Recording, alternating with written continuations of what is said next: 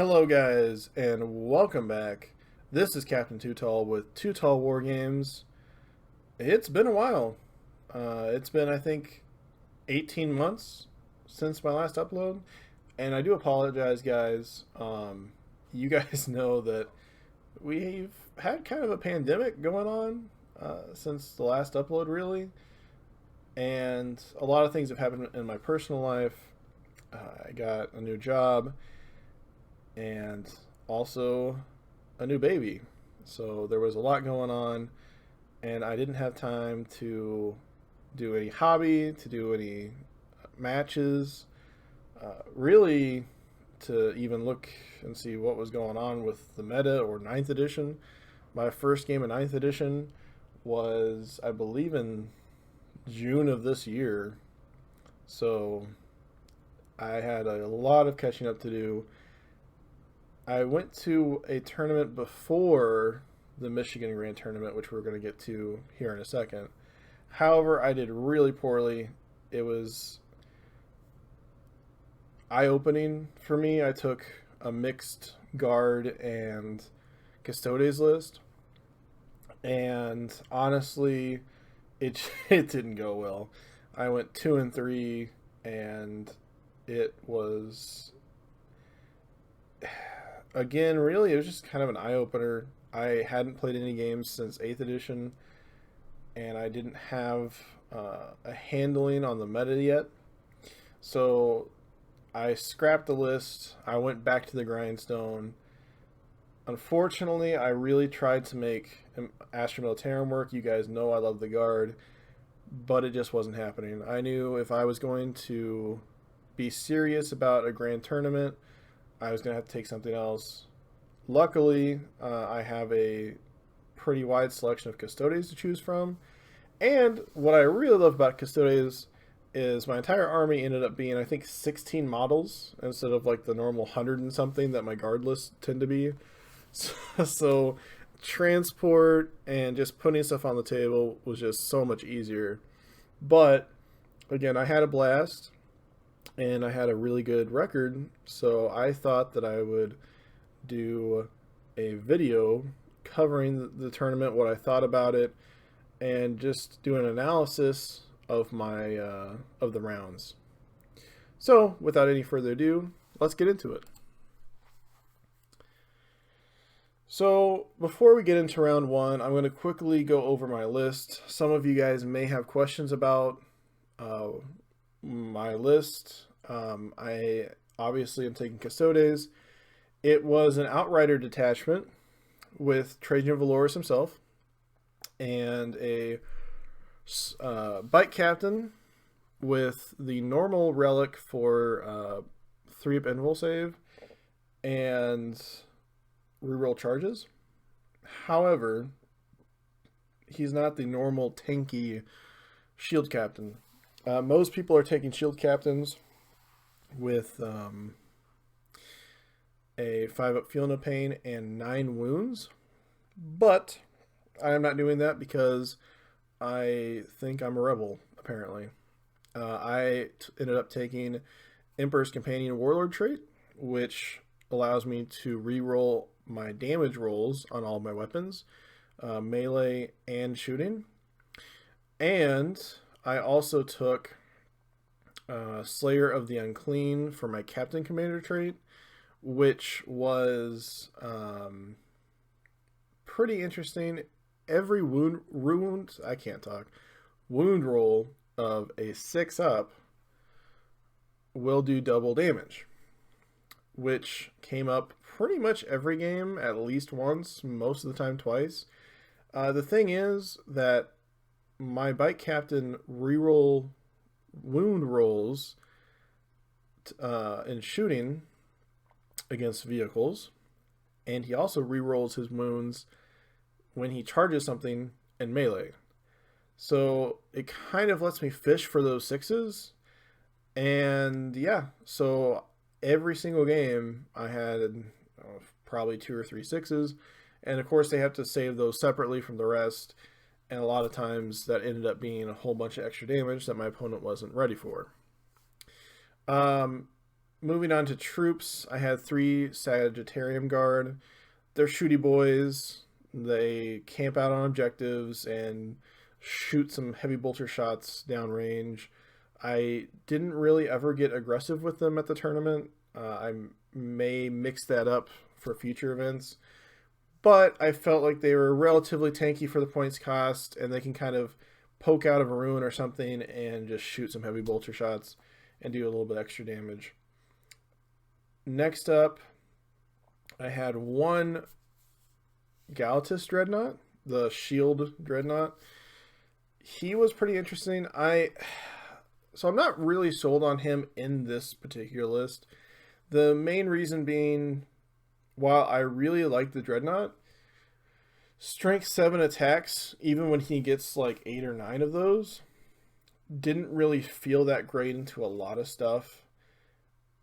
The Strength 7 seems kind of awkward because when I'm hitting infantry, most of the time he's still wounding on 3s, and he doesn't have like Trajan nearby a lot of times, so he's just getting the 3s, and I apparently just suck at rolling 3-ups, which is why I'm playing Custodes right now, because everything is on 2-ups. But yeah, so that was I'll be testing some stuff, maybe something different than him, but he's a good looking model, and honestly I can't really complain. He did his job every game. After that, I decided to be a spicy boy, and I was running 3 Palace Grav tanks. A lot of people don't know why I'm running Palace Grav tanks. However, I figured, hey, they're 95 point models, and they're in Custodes. They're the cheapest unit we have other than Sisters, and they actually do okay at shooting, and they're super fast. They move 16 inches, and they fly. So usually, I would use them for Stranglehold or engage on all front points. And they have essentially 2 last cannons that could also be 2 old school heavy bolters attached to the front of them. So I can't, again, really complain for their points cost. They do a lot of work. Then I had a 5-man unit of bikes with the salvo launchers. The salvo launcher bikes I've had really good success with. It is only 5 shots with the Melta profile, but a lot of the top armies are bringing really tough vehicle units, and rerolling wounds against those with a AP4 D6 damage, especially when we have stratagems that we can just reroll the damage, is pretty good. And they're still not bad in combat, and they get places pretty fast. So I had good experiences with the bikes. I know some people don't have good experiences with them. However, I've played something like 30 games with the bikes, and I think I've had 1 of those games, maybe 2, where all the bikes died. And I think I also had maybe 1 game where the bikes didn't fulfill the role I gave them for the game. After that, I had my 2 Telemon Dreadnoughts, and I was a little hesitant about this when I first made the list, because at the first tournament I went to, I had run 1 of these guys, and I was just really underwhelmed, to be honest with you. I realized that the reason I felt that it was underwhelming was because I held the Telemon back a lot in those games, because I'm thinking it's a 300-point model. I don't want this model to die. And then I realized in these practice games when I started bringing 2 of them, that if I moved them up the field and I had half a brain, most of the time they wouldn't die quickly. And if I could at least get into combat with them, even if they're bracketed once, they're still going to do work, especially since I put Eternal Penitent on both of them and the smaller Dreadnought, meaning they got that extra attack. They're going to reroll their charge, so their charges are more accurate.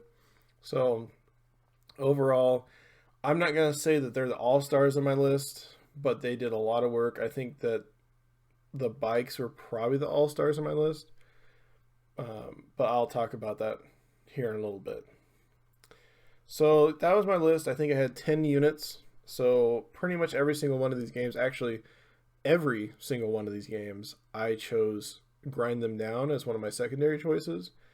Because, and this is my motto, you can quote me on it, if you're not grinding, you're not winning. Especially with Custodes. I think every single one of these games, except for the last game, I took Stranglehold. That actually was a mistake on a few of these games. The first 2 or 3 games, I think Stranglehold was the correct call, but Engage on All Fronts also has a lot of merit, and I should probably be taking that more often. But let's just move on to our Space Wolves round 1. So I played Space Wolves. Really, really good guy too. Really cool dude. We talked a bit before the match, and we were both pretty excited about the tournament. He brought 2 Redemptor Dreadnoughts with the plasma cannons and a whole bunch of smaller guns.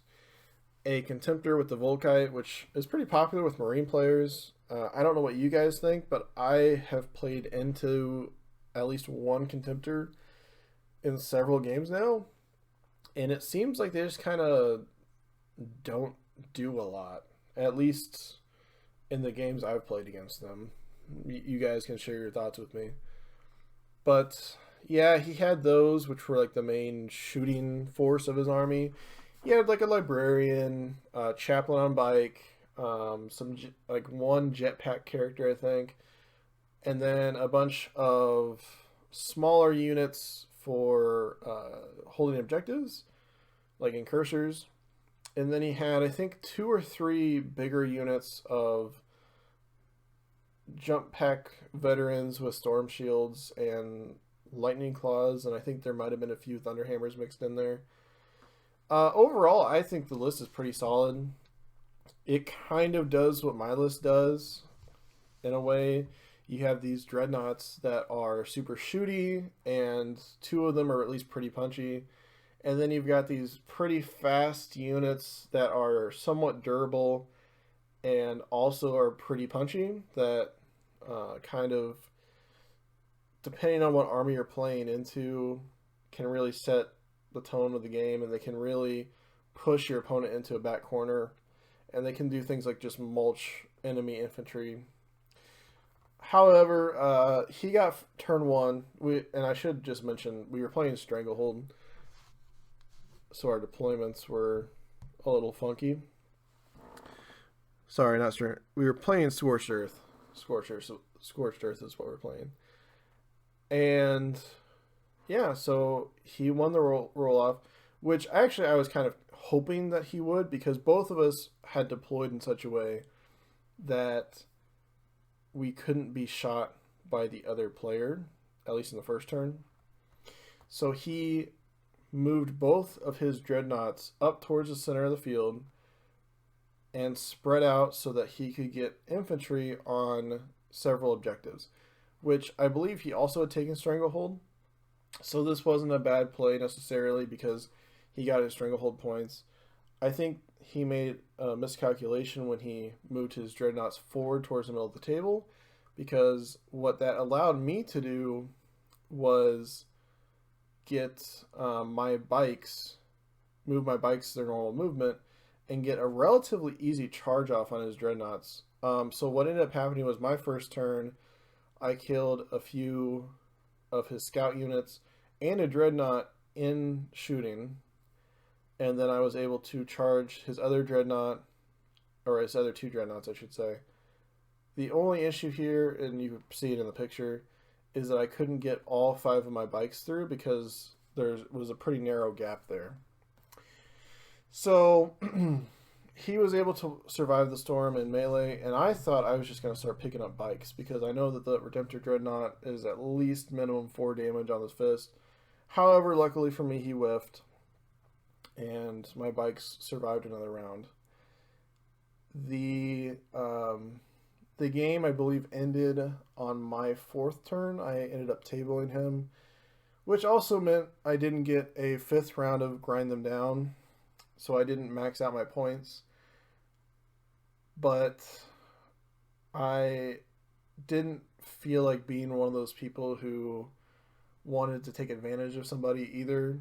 We were there to roll dice, and I didn't want to just leave a unit laying there and tell them, oh, well, I'm going to get grind next turn. So, again, this was a pretty interesting game.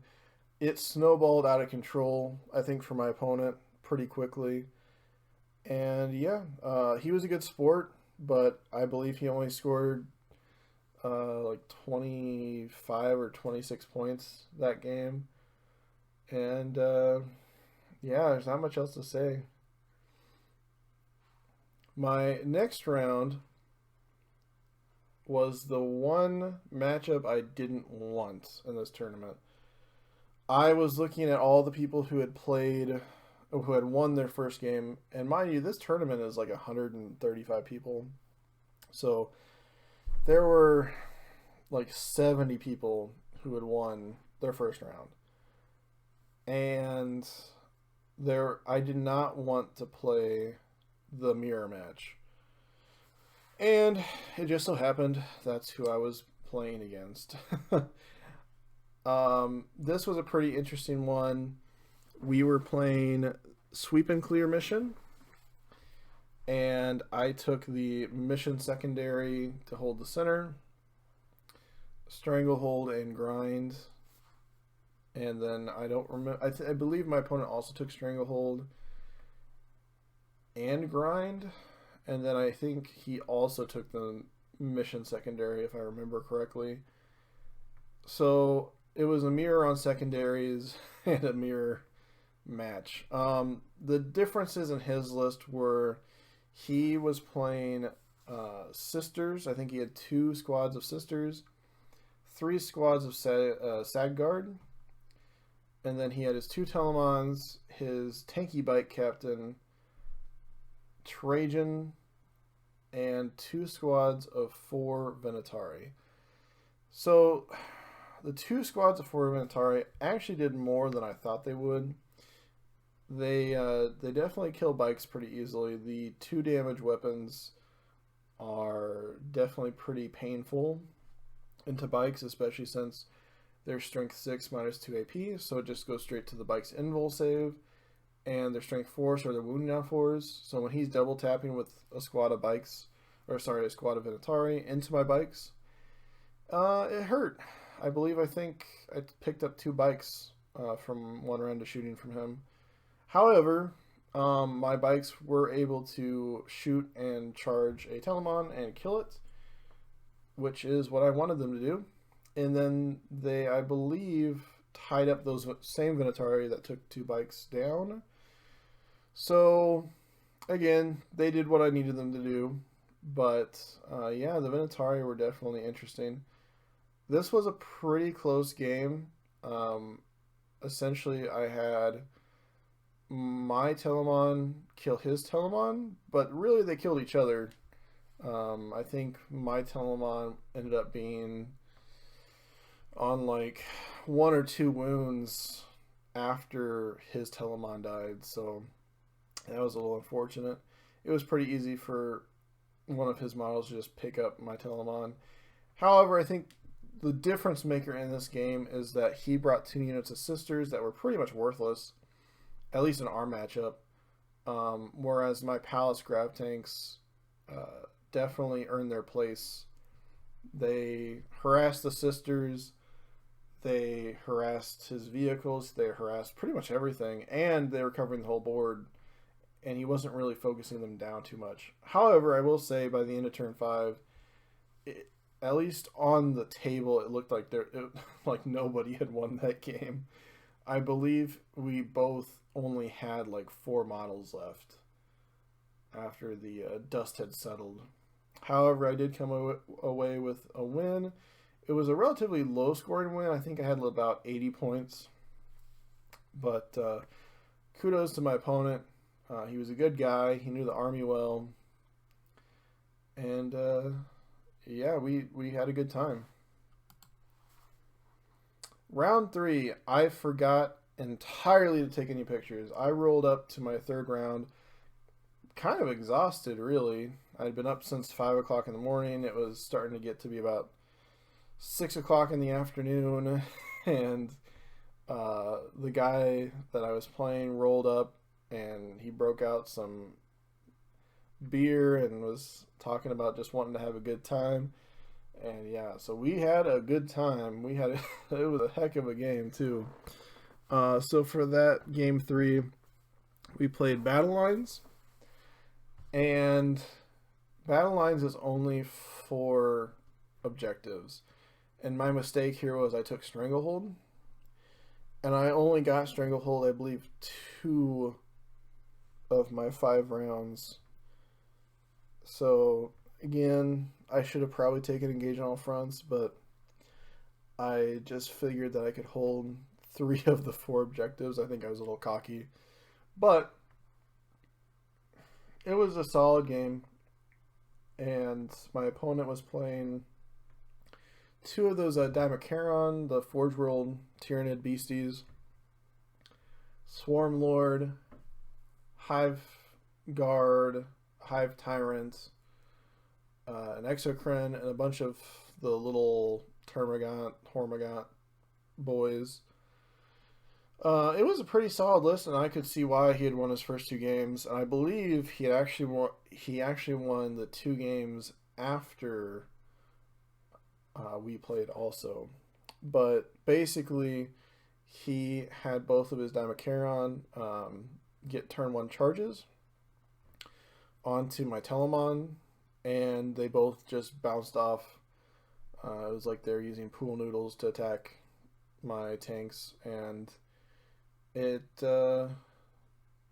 was not pretty on the return. I killed both of his Dimacaron on my turn 1, and then after that, we both kind of knew where the game was going. The rest of the game, I basically was just cleaning up his army. So that was a bit unfortunate, but he still scored pretty well. I think he scored somewhere in the high 60s. And he kept me from getting Stranglehold most of the game. So kudos on him. And honestly, again, it was a great time. So at the end of day 1, I was 3-0, which was way better than I was expecting playing Custodes. And I had a relatively high score, but the Michigan GT, the scoring's a little different. So it's pure battle points. And so even though I was 3-0, I want to say 10th or 11th place at the end of the first day. And there were several people who had 2 and 1 scores who were above me in ranking because they had like 100-point wins in their 2 games that they won, and they had like an 80-point loss or something. And all of my games were like mid 80, low 90-point wins. They were all pretty convincing wins, but I didn't have like a really amazing third secondary on any of my 3 games. Every game I played that first day, I had probably 2 secondaries that I would max out or almost max out, and then 1 secondary that I just kind of picked so I could get some points, and would score like 8 to 10 points in that secondary.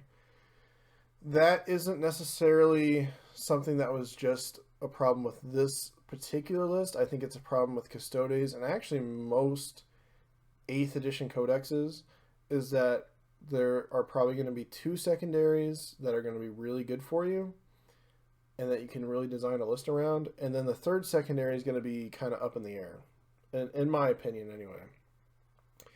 But I felt pretty good about myself going into day 2. Round 4, first game of the second day. I hadn't quite woken up yet, but I was playing the orcs. Now, I had a little bit of experience playing orcs before. A lot of the practice games I had been playing leading up to the tournament were against a buddy of mine who is an orc player. And so I had probably 6 or 7 games into orcs and actually had played a few games into a very similar list to what this guy was bringing. But we were playing the Overrun mission. Um, so as you can see in the in that middle picture there, we were playing kind of short board, and he brought 2 planes. I think the standard right now is 4, and he had brought 6 of his buggies. He had, I think, 10 Def Coptas, some beast bosses, 2 beast bosses on squigs, I think is what they're called. Some squig hog boys and some Gretchen to fill out the list. It was definitely a very shooty army. He had some decent melee also. Overall, I think it's a pretty good list, and I think lists like this will be more common after they nerf the current buggy plane spam list. And I still think that this list could be a GT winner. This guy said this was his first GT of the year, and I think he hadn't been playing orcs for very long, and he was a very good player. So props to him. And it was a very strong army, I have to admit. The unfortunate thing for him, I think, was that orc shooting, especially with things like Docket Jets and buggies, kind of bounce off Custodes, especially the Dreadnoughts. And so it was pretty easy for me to weather the storm here. I was able to take out his planes early. I was also able to get into combat with his buggies early. However, I made a miscalculation there. I forgot that the buggies also got ramshackled and that they were 9 wounds each. So my bikes ended up getting stuck in combat when they probably shouldn't have. Again, that was kind of my mistake, but you live and you learn. I will say that he had a godly roll with his beast boss into my Telemon. He rolled for his normal weapon swing and he whiffed on that, and then he rolled for his mount, the squig. Rolled 3 attacks, all hit, and then 3 wounds. And I looked at the dice, and there were 3 6s. And if you don't know, the squig mount does 3 mortal wounds for each wound roll of a 6. So he did 9 mortals to my Telemon in combat, and I think I saved 1 of them. It was pretty brutal. I had a Telemon that was bracketed, I think, turn 2. And yeah, it was not fun. But again, I think most of his stuff just didn't hold up very well. I have quite a bit of shooting and quite a bit of melee, and I think at the end I was just able to overwhelm him. And again, he was a pretty good player, and I even helped him on the last turn to score a few extra points, because at this point we both needed to get as many points as possible going into the final round. And then I played the Admech Menace. This was a rough one. We were playing Vital Intelligence, which is 6 objectives. I had considered taking Stranglehold here. However, I learned from my last 2 games that Stranglehold into armies that have a lot of infantry probably isn't the best idea. So I took Engage on all fronts, and I also took Grind them down. And then for my last secondary, I took No Prisoners, because we tallied it up, and he had about 120 or 130 wounds worth of models outside of his vehicles. So I wouldn't be able to max that, but I would be able to get some good points on it. The only other viable option in this matchup was Assassinate, because I believe he had 5 characters. However, the problem was I didn't know if I was going to be able to break through his lines and kill those characters, especially by the time the game ended. Which I believe I ended up killing 2 or 3 of those characters, and so I would have scored more on no prisoners anyway. But this was, like I said, this was going to be a tough match. My opponent was bringing 3 of the shooty planes with -1 damage each. He was playing Mars, so he had the 1 CP Wrath of Mars stratagem for 6 mortal wounds, basically whatever he wanted to do it. And he had, I want to say, 27 Rest Stalkers and like 20 of those Admech ponies with the scout move. And then 45 Skitari, a couple chickens, and some characters. Again, this was a very interesting setup. I pretty much deployed everything I had on the front line. This was going to be rough, and I knew that I'd have to go first, and I had to be relatively aggressive starting the game. All of my bikes were in that building on the bottom left, and my hope was to make sure that the bikes would survive a turn so that they could go in, hopefully shoot and kill the planes, and then I'd be able to kind of start cleaning up the infantry with my other models. That didn't happen, but that was my thought going into the game. So I did roll and go first. My Telemons and my Palace tanks shot down one of his flyers turn 1, which is something I needed to happen. I needed to get a kill turn 1. And I had my Galatus Dreadnought try to charge a unit of 3 ponies. The ponies did the 1 CP strat to run away, so I did not get a second kill.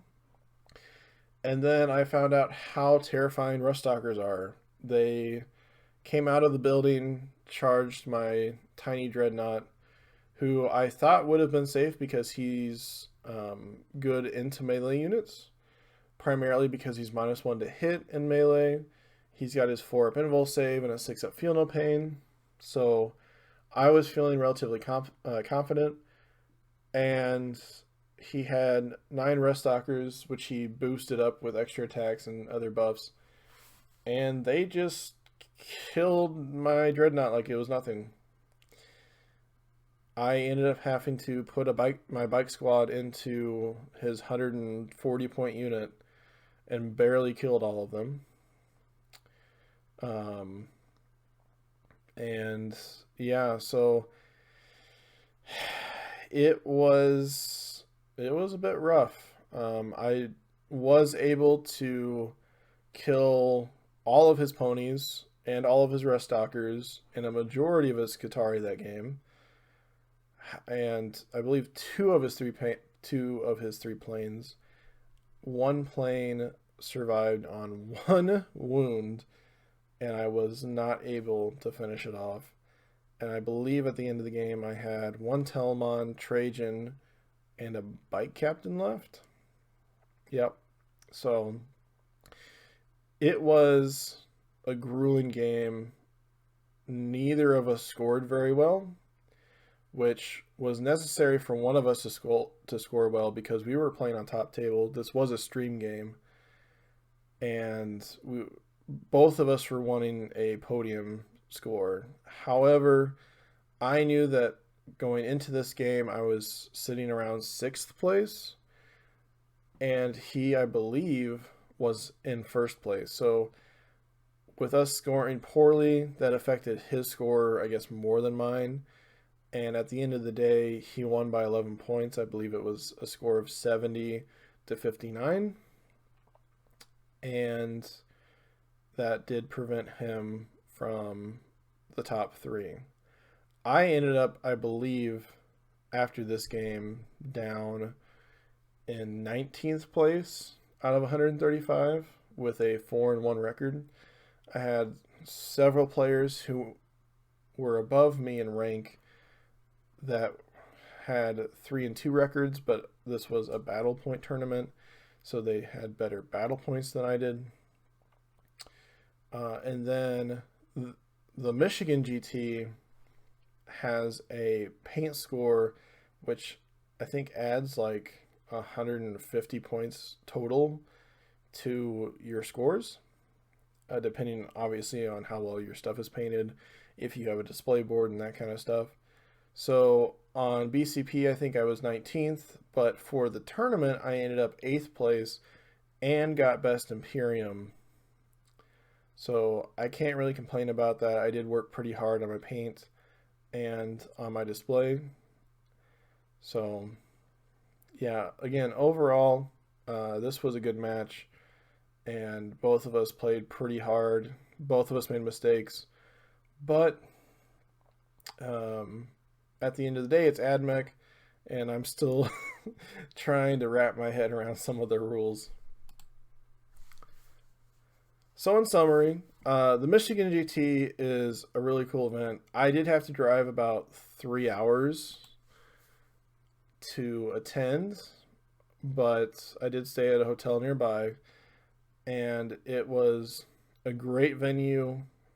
There's a lot of people who share your passion for the hobby, attending things like this. A lot of guys that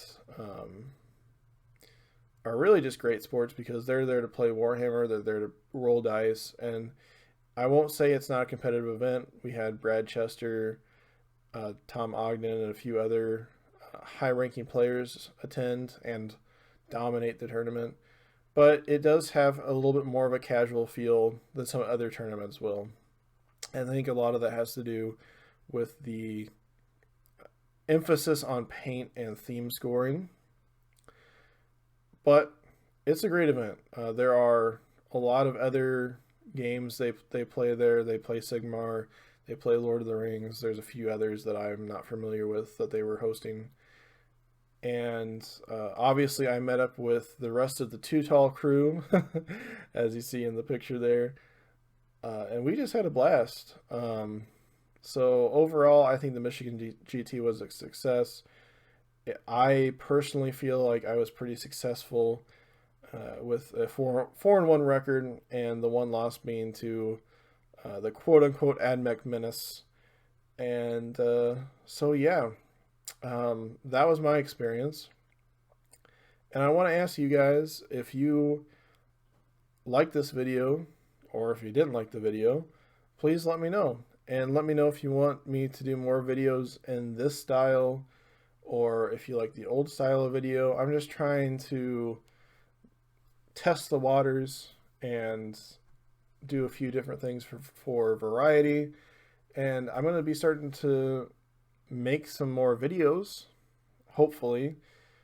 I'm going to a few more tournaments this year. And yeah, so if you guys want to leave me a comment about something you'd like me to do or a topic you'd like me to cover, just send me a message on Facebook or write me a comment down below. And please hit subscribe, hit the like button, and have a nice day.